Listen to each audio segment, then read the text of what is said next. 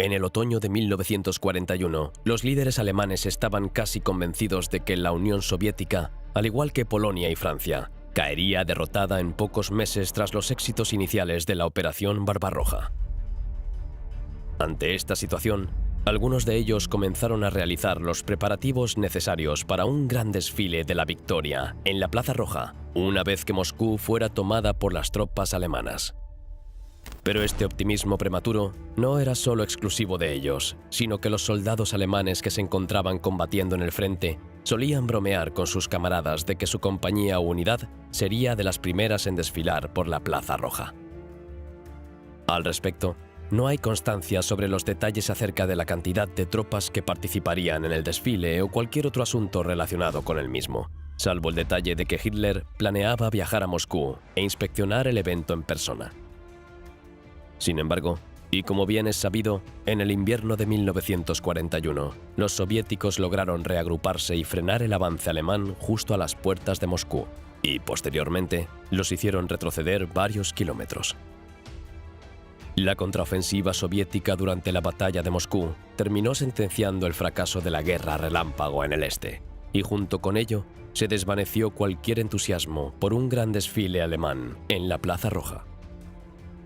No obstante, Stalin siempre tuvo conocimiento de aquel soñado desfile alemán en Moscú, y 2 años y medio después, cuando los soviéticos pasaron a la ofensiva en todos los frentes, el líder soviético les concedió aquel ansiado desfile, pero no como los alemanes esperaban.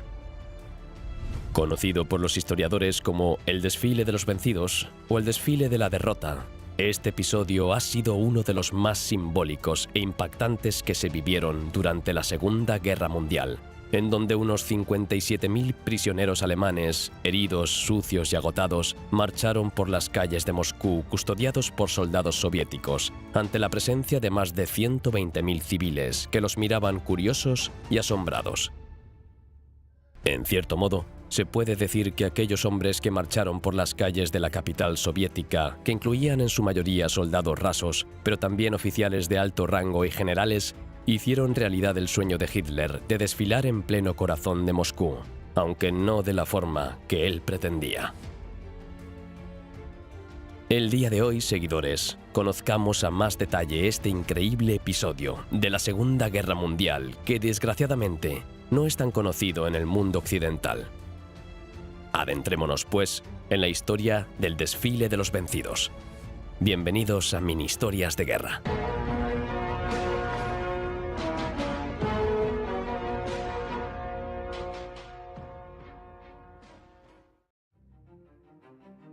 En el verano de 1944, el Ejército Rojo infligió a los alemanes la derrota más catastrófica de su historia. Como resultado de una gran ofensiva soviética lanzada en Bielorrusia, conocida en clave como Operación Bagration, unidades de la Wehrmacht y algunas pertenecientes a las Waffen-SS perdieron hasta 500.000 de hombres en cuestión de semanas, y el Grupo de Ejércitos Centro, uno de los 3 grupos encargados de invadir el vasto territorio soviético, y cuyo objetivo inicial había sido la toma de Moscú, simplemente dejó de existir. El éxito de la operación se puede resumir en la siguiente cita de un historiador. La Operación Bagration le había arrancado el corazón al ejército alemán en el este, significando un punto de quiebre de la guerra en el frente oriental, y desde cuyo momento el Ejército Rojo no se detuvo hasta llegar a Berlín. Como consecuencia de esto, desde la cúpula del Politburó, los altos dirigentes soviéticos afirmaron que valía la pena celebrar un éxito tan rotundo, y aunque la Operación Bagration aún no había concluido, el Kremlin decidió realizar un desfile oficial en Moscú. Pero a diferencia de los típicos desfiles donde suelen marchar las tropas vencedoras, para esta ocasión, su realización se centraría en los vencidos. Aunque pudiera sonar atípico, este tipo de desfiles ya se había vivido antes en la historia. Y para la casualidad, el último se había realizado también en Moscú, cuando, en 1914, soldados austríacos del Imperio Austrohúngaro que habían sido capturados por las tropas del ejército imperial ruso marcharon por el centro de Moscú ante la atenta mirada de la población. Sin embargo, había pasado mucho desde aquel evento, y aunque el Imperio ruso había desaparecido dando paso a la Unión Soviética, el liderazgo soviético decidió revivir esta antigua tradición. En esta ocasión, el evento revestido de un gran contenido simbólico fue organizado en estricto secreto por la NKVD y recibió el nombre de Operación Grand Vals, en honor a la película musical estadounidense de 1938, que fue muy popular en la Unión Soviética. Después de todo, el desfile no solo pretendía mostrar la magnitud del poder del Ejército Rojo al pueblo soviético, sino también a los aliados, quienes se habían mostrado algo dubitativos sobre la escala de la victoria soviética lograda en Bagration.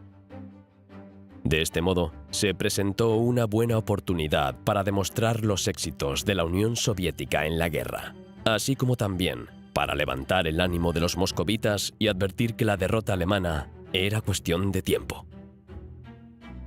La operación Grand Vals inició con el envío de prisioneros de guerra alemanes a la capital soviética. La mayoría de ellos habían sido capturados en Minsk, luego de la recaptura de Bielorrusia durante Bagration.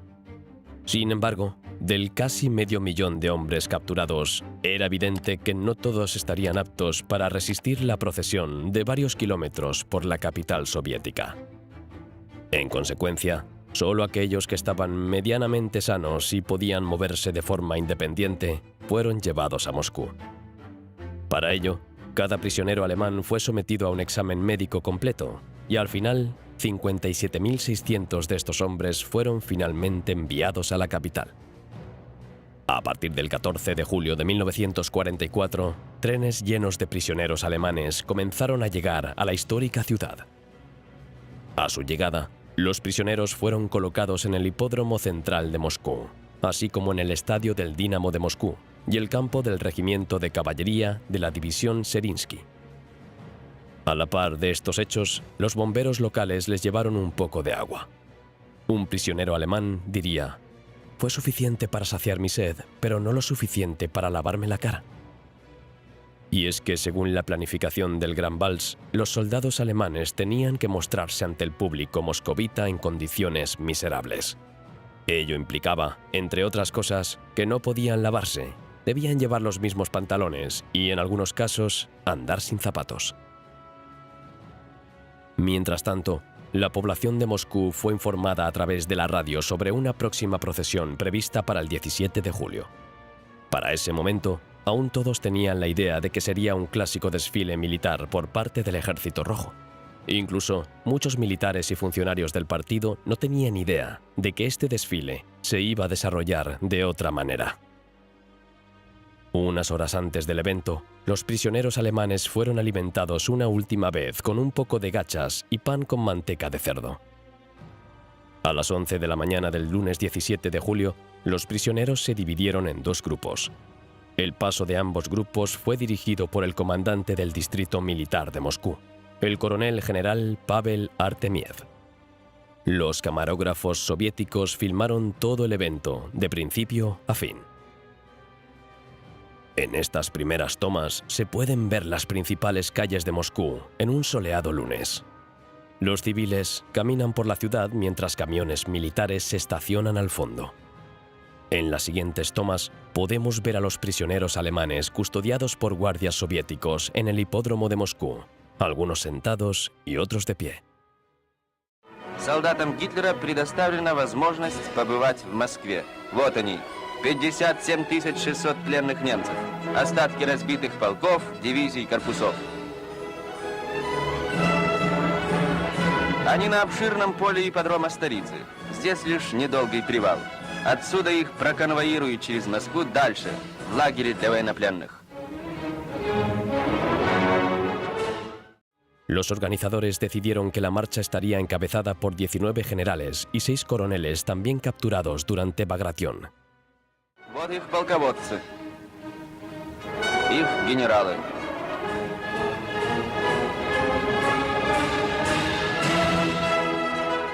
Генерал-лейтенант Мюллер, исполнявший обязанности командующего 4-й немецкой армией.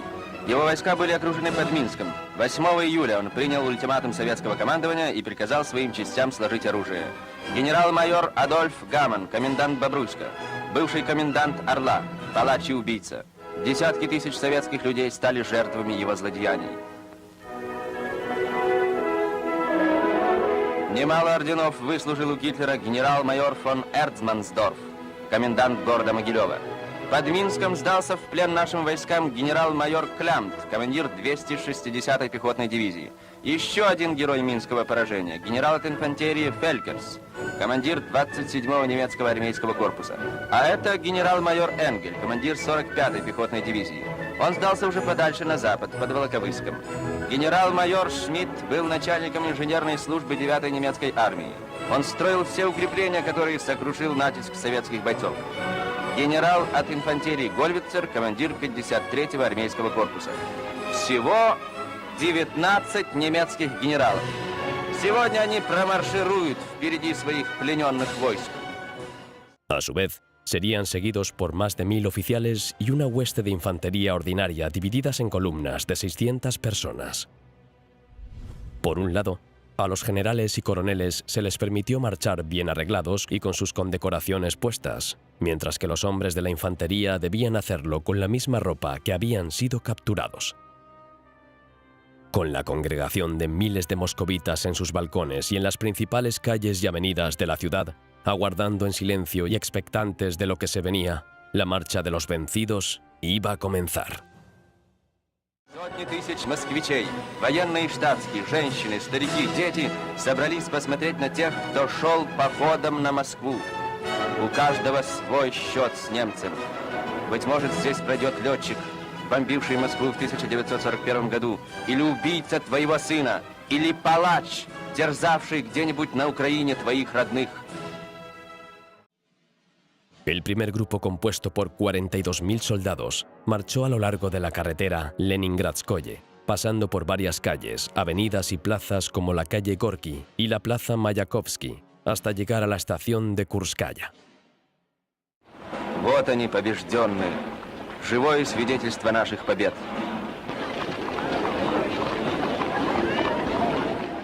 El segundo grupo, de unos 15.600 hombres, marchó a lo largo del anillo de los jardines de Moscú, partiendo de la misma plaza Mayakovsky, hasta su destino final en la estación de Kanatchikovo a las afueras de Moscú. Вообразите их с оружием в руках, за броней танков, такими, какими они были еще несколько дней назад, с Красной армией, разгромившей эти полки, дивизии и корпуса гитлеровской армии. Но поколение наше с гордостью будет вспоминать о героических днях великих побед Красной армии y mощи советского оружия. Todos aquellos hombres fueron custodiados por decenas de miles de soldados del Ejército Rojo y unos 12.000 oficiales de la NKVD montados a caballo con espadas y rifles. La multitud moscovita observaba en silencio este insólito desfile. Algunas maldiciones fueron dirigidas a los alemanes que pasaban, mientras que cualquier intento de arrojar piedras se detuvo de inmediato. Los alemanes que marchaban reaccionaron de diferentes maneras. Algunos miraban a los espectadores soviéticos con odio manifiesto, mientras que otros los miraban con interés, aunque la mayoría los observaba con tranquila indiferencia. El soldado Bernhard Braun lo recordó así. Los que caminaban por los bordes de la columna miraban a los moscovitas y ellos nos miraban a nosotros. Me pregunté, ¿me siento humillado? Probablemente no. En la guerra pasan cosas peores. Estábamos acostumbrados a cumplir órdenes, así que al caminar por las calles de Moscú, simplemente cumplíamos las órdenes de nuestros escoltas. Entre la multitud, el joven Roman Schenko declaró: «Veíamos a los alemanes muy de cerca, entre un silencio sepulcral. Nadie decía una palabra, ni ellos ni nosotros». Y por su parte, y con mucha más sutileza, el diario Pravda escribió: «Un repugnante moho verde se derramó del hipódromo de Moscú a la limpia y siempre tan festiva carretera de Leningradskoye, y fue extraño ver que esta variopinta lágrima bípeda tiene espaldas, incluso brazos y otros signos menores de humanidad. Esta chusma, a quienes el maníaco les hizo creer que son lo mejor de la humanidad, pasaron junto a nosotros, larguiruchos y débiles, con el pelo sucio.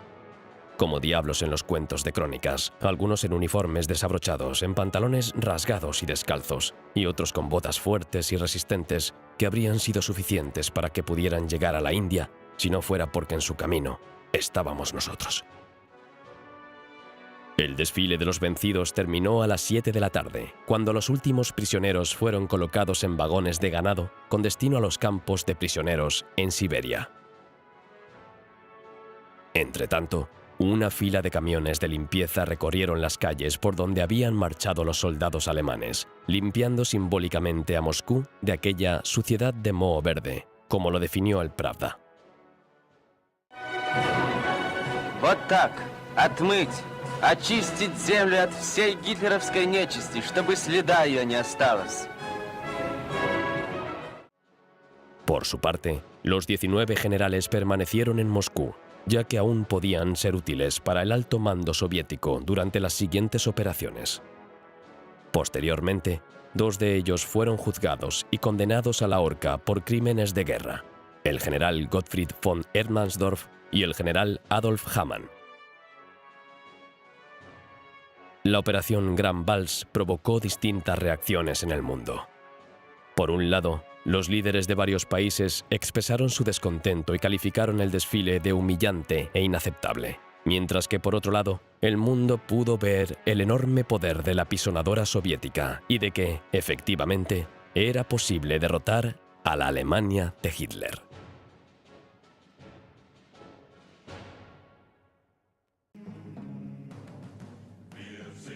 Esto ha sido todo por hoy.